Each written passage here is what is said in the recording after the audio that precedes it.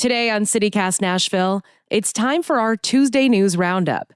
I'm joined by executive producer Whitney Pastrick to update y'all on highway choice lanes and the hemp ban.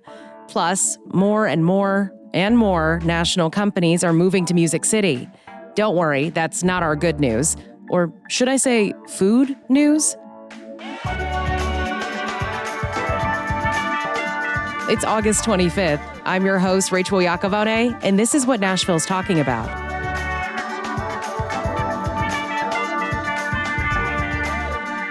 Happy Tuesday. I'm here with CityCast Nashville executive producer Whitney Pastrick, and we want to start by catching up on the big story from last week. The state has chosen a company to build its new choice lanes, which are designed to add 26 miles of toll lanes along and above I-24 between Nashville and Murfreesboro.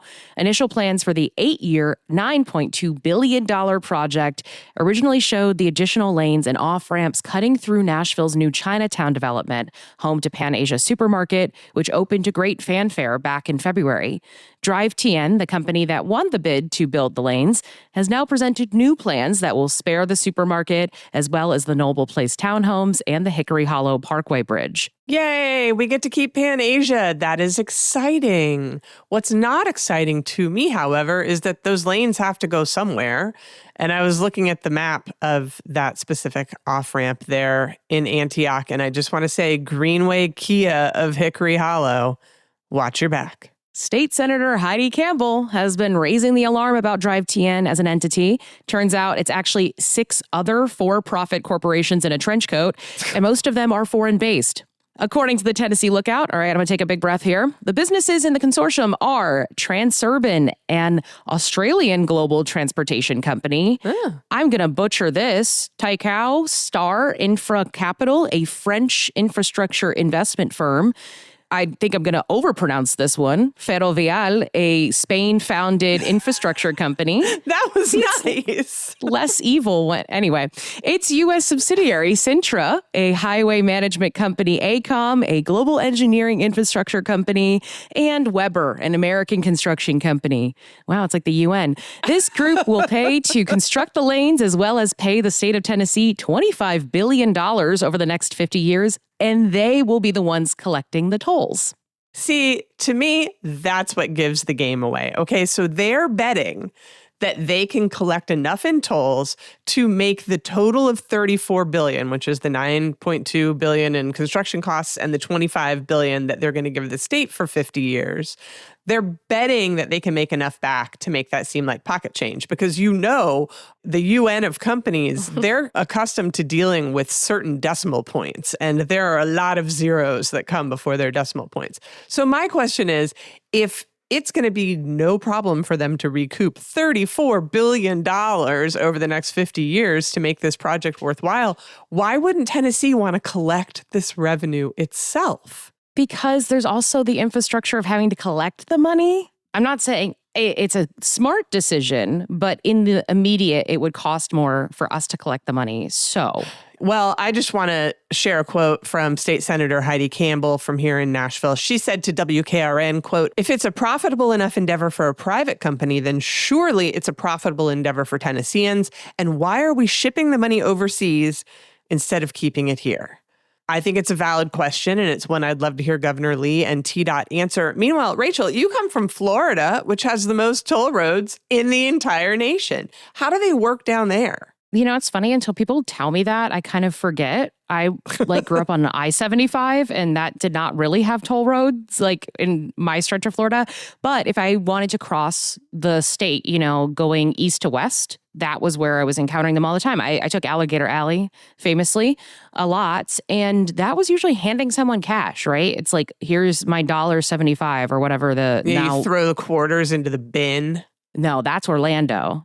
But is the state collecting those tolls, or is it a private entity that's collecting the tolls? To my knowledge, it is the state or the county government, depending on the area. But all of them are under some sort of local government control. Yes. Interesting. Well, I'll just point out that this is obviously not Drive TN's first rodeo. And I did look up some of the companies involved in this to look at past projects. And they've had some bankruptcies and financial misadventures along the toll road. They actually tried, Sintra, one of the companies in here, tried to construct toll lanes on Texas State Highway 130. They had $430 million in federal loans for that, and it filed for Chapter 11 bankruptcy after traffic came in far below projections. That's according to Streets Blog and WSOC TV. So I don't know, let's keep an eye on this. TDOT is hosting 2 more public meetings about the Choice Lanes project. If you, all our listeners right now, have thoughts about all of this, the first is on September 8th from 12:30 to 6 p.m. That's at the Nashville Public Library, Pruitt Branch in Napier.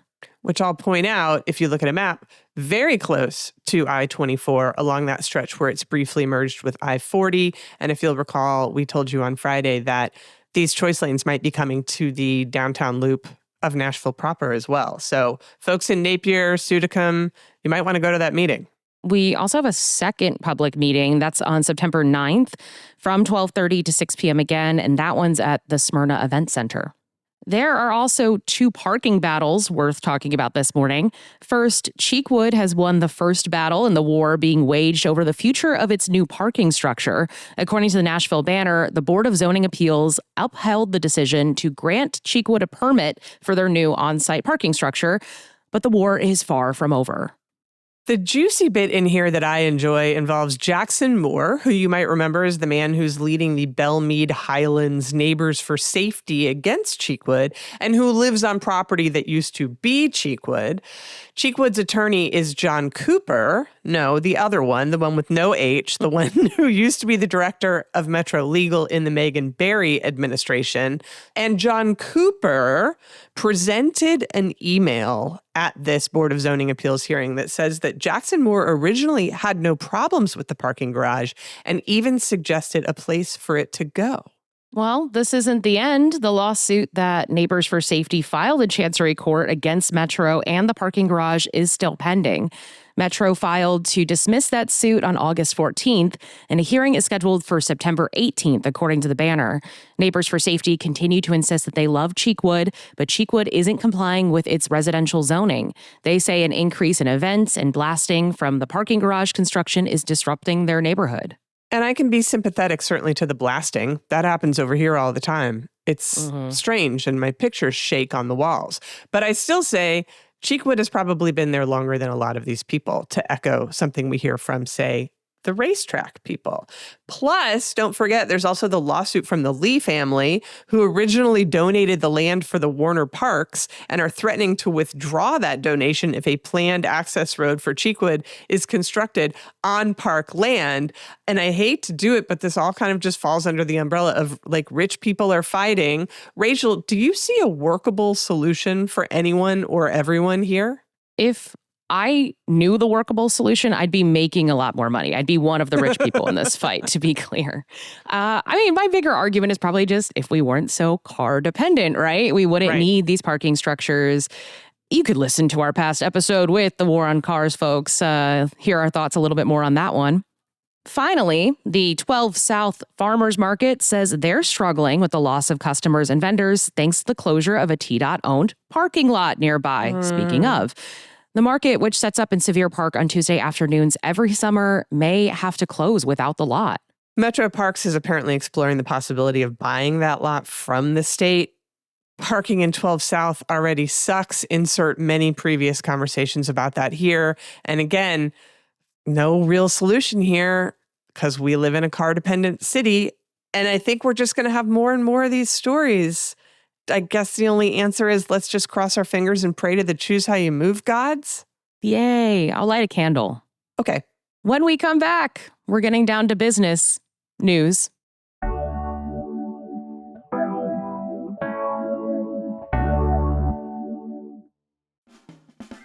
You've heard us talk about Musicians Corner here before because it's one of our favorite things in Nashville. Have you been yet? First off, it's a 17-year-old multi-genre concert series in Centennial Park that's absolutely free. Plus, it's pet-friendly, has a kids' activities area, and you can pull out a blanket, grab a bite, and hear some of the finest musicians from Nashville and beyond. This week, Musicians Corner kicks off the 5-week series on Friday nights through September 25th. with live music, food trucks, artisan vendors, craft beer, wine, cocktails, and more. Plus, don't miss the special Free Fest Labor Day weekend 3-day celebration. Headliners include Arlo Parks, Raylan Baxter, Nikki Lane, Augustana, Bird Talker, and dozens more. It's produced by the nonprofit Centennial Park Conservancy and supported by CityCast Nashville. Visit musicianscorner.com for the full lineup. We've got an update on hemp. I recently talked with WPLN's Mariana Bacallao in our episode all about Tennessee's ban on hemp that sort of contains THC when lit. And at the time, we could only speculate that the state would be losing a lot of money in sales tax collections. Want to give them the official numbers on that, Whitney? Dun, dun, dun, dun. The hemp ban has cost the state of Tennessee at least $55 million so far this year. That's right, folks. Tennessee has collected a whopping 3% of what it had anticipated from the new hemp tax, according to Mariana's latest report. Adam Friedman at the Tennessee Lookout included in his reporting a projection for the whole year. The state is currently on pace for a $110 million loss. Whitney, do you think this could lead to a reversal of some of the tightened restrictions on hemp? Probably not, Rachel, but thank you for asking. Remember, we all are subject to the moral high, no pun intended, high ground that the Tennessee state Republicans have taken. And unfortunately, despite numbers not lying, they are less incentivized to see this as the loss that it is because the state is in a $1.2 billion surplus after closing the 2025-26 budget. So I guess they can just move some funds around and it's going to be like this never happened for now. Well, not everyone wants to be in a THC-less state. At least 120 Starbucks staffers said they did not want to relocate from Seattle to Nashville for the new regional corporate office in Music City. And what was Starbucks' response? To lay them and 104 additional workers off. Whitney, would you make this move in 2026? I love Nashville so much. But if I was currently living in Seattle and they said you have to move to Nashville or else, I would say no for personal reasons. For example, what if I did want a THC product? What if I did want my uterus to be under control of my own choices and decisions? You know, it's a tough sell, I think, in this age. I also think this is just another case of corporations getting incentives here and then potentially struggling to fulfill their promised jobs. I mean, I understand that like people moving from Seattle wouldn't be creating jobs here in Tennessee.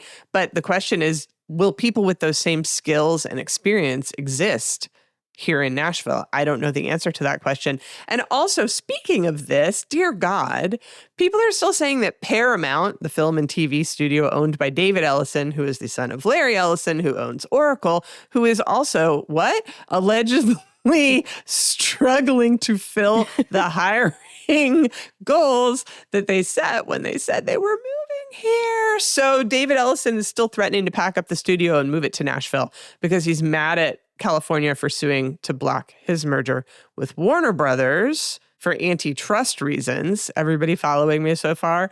Anyway, Axios Nashville reported in their newsletter yesterday that this wacky rumor of one of the biggest studios in Hollywood moving to Nashville might actually be coming true, according to, quote, political insiders.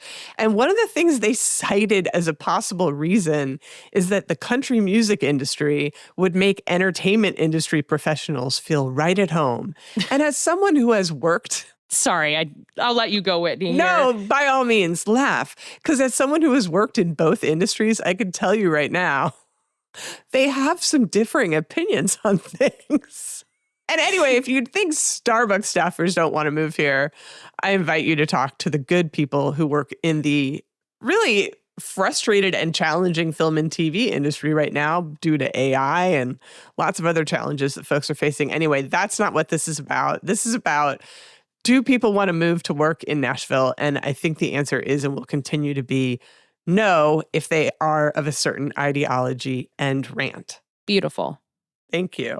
In other trendy 90s corporation news, I'm sorry, I'm laughing so hard I can't control myself at the idea of everybody not even in LA being like, no, that's cool. We'll just go there.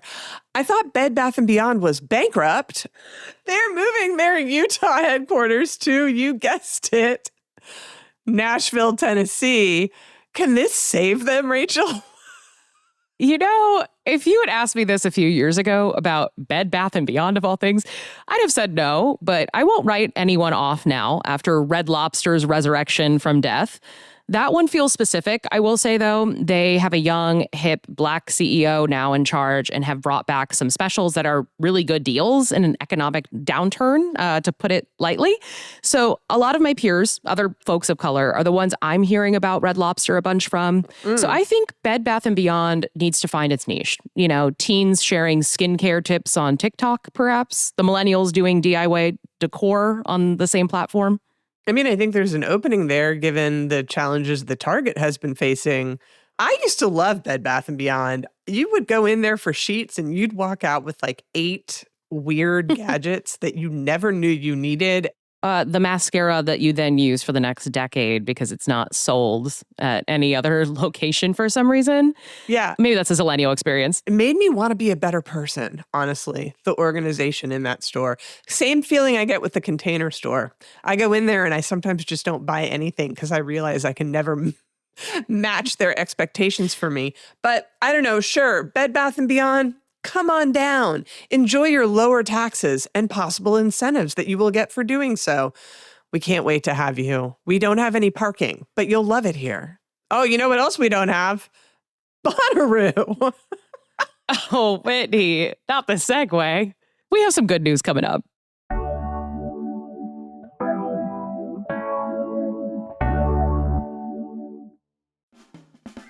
You've heard us talk about Musicians Corner here before because it's one of our favorite things in Nashville. Have you been yet? First off, it's a 17-year-old multi-genre concert series in Centennial Park that's absolutely free. Plus, it's pet-friendly, has a kids' activities area, and you can pull out a blanket, grab a bite, and hear some of the finest musicians from Nashville and beyond. This week, Musicians Corner kicks off the 5-week series on Friday nights through September 25th. With live music, food trucks, artists and vendors, craft beer, wine, cocktails, and more. Plus, don't miss the special Free Fest Labor Day weekend 3-day celebration. Headliners include Arlo Parks, Raylan Baxter, Nikki Lane, Augustana, Bird Talker, and dozens more. It's produced by the nonprofit Centennial Park Conservancy and supported by CityCast Nashville. Visit musicianscorner.com for the full lineup. Is Live on the Green coming back? It might be, and this is what I needed after the news that Bonnaroo is canceling their 2027 festival, hoping to give the grounds enough time to breathe and survive in 2028. A lot of people obviously are saying that's probably not actually true and that it's never coming back and the Live Nation killed it, but I'm choosing to believe because that is my adult summer camp. Anyway, Lightning 100 posted a cryptic, grassy reel on their Instagram yesterday, teasing an announcement for today at noon. Reddit is speculating that it means the return of Live on the Green, our beloved free concert series that launched in 2009 and was canceled in 2023. I'll point out that organizers of Live on the Green then said that Live on the Green would come back in 2024, but it never did. Looking at you, Bonnaroo. Rachel, did you ever go? I loved Live on the Green. I guess I only went the last year when I really think about it. It was the one that you have also hyped up, Sheryl Crow year for me. Sheryl Crow, that was a great show. I think I went because I wanted to listen to Santa Gold live, which is such a, I was on Tumblr in 2014 moment. So I was there for Cautious Clay. And the day before, I think it was Moon Taxi. I really liked the variety. I will say that of who you were getting. I mean, it was an incredible range of artists. And this would happen at Public Square Park right there out front of City Hall. And it was a great setting. You would just come hang out. I mean, they've had other great headliners. I remember seeing Grace Potter crush it. Spoon was there once, and that was a great night in my life personally. And then if you go back and look at the 2009 poster, which is before my time, you will see a tiny baby Maddie Diaz played Live on the Green in 2009. And look at her now. So it was a great place for discovery. And if it really is coming back, again, we're idly speculating. That would be pretty cool for our city. We'll know in a few hours. And then we'll re-release this episode if we're wrong. We'll just erase this. No, it just goes into the void. We never have to account for our sins. It's great. Well, we were thrilled to see as well this week, many of our friends on the pod were in the New York Times because they ran a profile of our grassroots bus stop bench builders.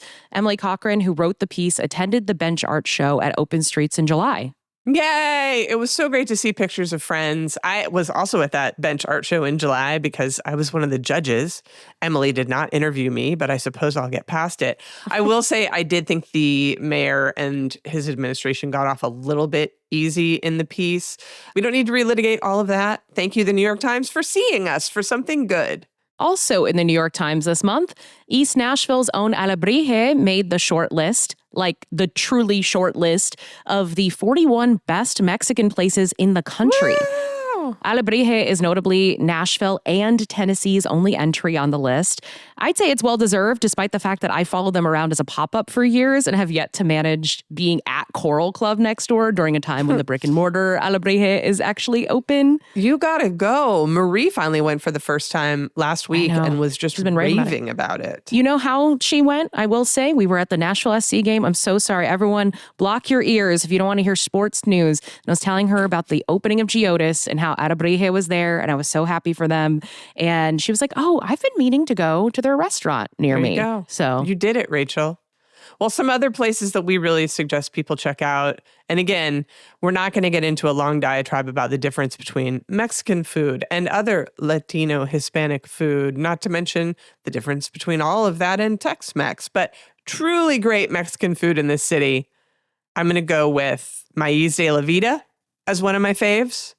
That's the most Texan I've ever heard you sound. What? Maíz de la Vida. I can pronounce words. It was great. No, it's not up to your standards, but I'm working on it. And I also think the people at Mijo Gordito are just fantastic. And they're the nicest, sweetest people. And their food is insane. Another hit, which I got recommended when I first moved here, was Baja Burrito. I feel like it's somehow still a sleeper hit. A lot of people don't hear about it when they're first moving here, despite the gigantic line. So don't tell the tourists. Is it actually Mexican, though? I kind of always assumed that was like gringo Mexico. Same. I said some judgmental things when someone said, have you tried Baja Burrito? With that exact accent. And I said, ew, what? No, I'm from South Florida. I don't need this. Whatever. I went on a whole diatribe.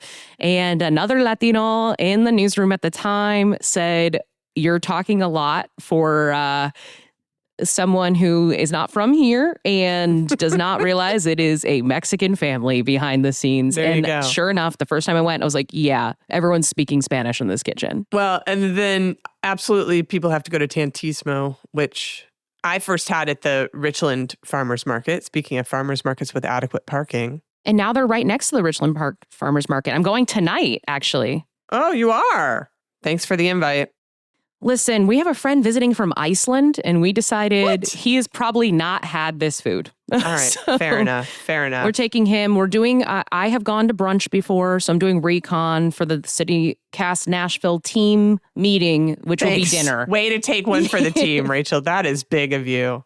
Hey, speaking of brunch, the best brunch in the city for my money is at Big Al's Deli. Rachel, what happened to your friend Big Al? Okay, every time I've been there lately, he's been talking about the Google Fiber dig. It seems like they're just digging on this street forever and ever. Sure enough, if you go back on his feed, he has to pretty much every other day say, hey guys, I'm so sorry, we're closed today because of this. It's like everyone has to follow social media. Oh, no. It's supposed to be 4 days, and it is stretched into 6+ weeks now. Absolutely not. That is not fair.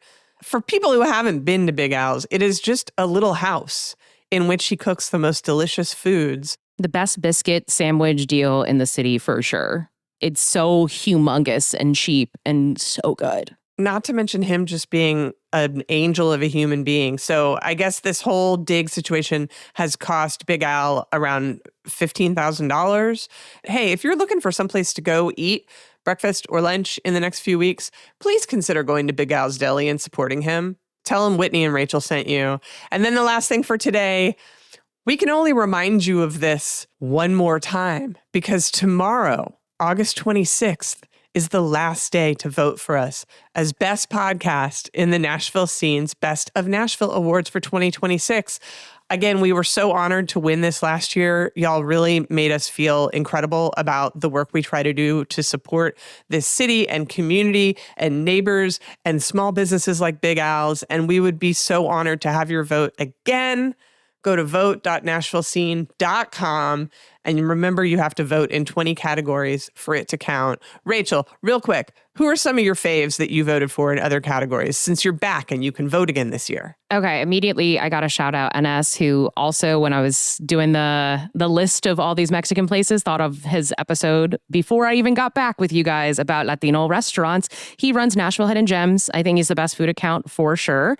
I feel like there's so many specific ones that were food for me. Those are the big categories. I think for other local media, it's been like a lot of the places that we just mentioned today, right? We think like the Banner, the Tennessee Lookout, they're all doing great work. Am I voting for them for best podcast? Not exactly, but no. They are in other categories of media and politics, so you can find them alongside us. Absolutely. And I, of course, am a huge bar lover. And I loved a category that I think got added for the first time this year, which was Best Bar to Play Games.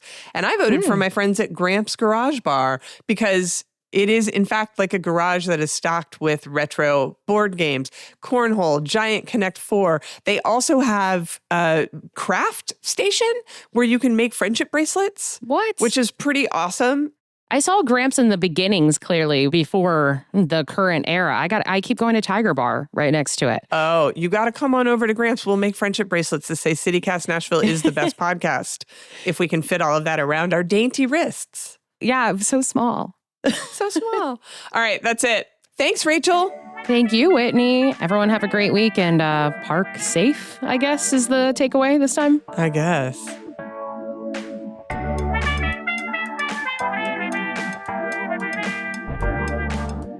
That's all for today here on CityCast Nashville. Best of Nashville voting closes tomorrow. We would love to have your vote as best podcast. Go to vote.nashvillescene.com and find us in the media and politics category. And don't forget, you can support this show and get great perks by becoming a CityCast Nashville neighbor at membership.citycast.fm. If you enjoyed the show, why not tell your friends? Rate the show, leave us a review, and subscribe to our CityCast Nashville newsletter. We'll be back tomorrow morning with more news from around the city. Pa'lante!